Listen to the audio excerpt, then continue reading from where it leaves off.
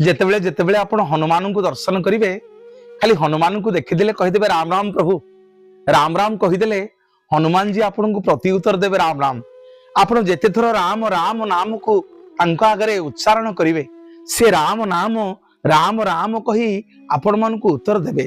ଆଜି ଗୋଟେ ସୁନ୍ଦର ମନ୍ତ୍ରଟିଏ ହନୁମାନଙ୍କର ସୁନ୍ଦରାକାଣ୍ଡରୁ ଆପଣ ମାନଙ୍କୁ କହିବି।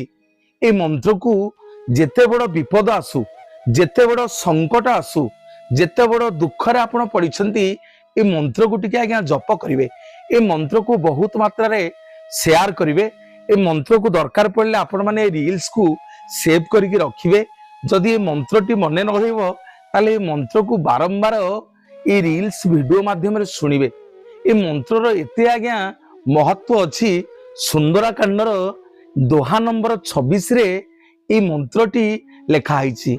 দীন দয়ালু বিরদু সমভাই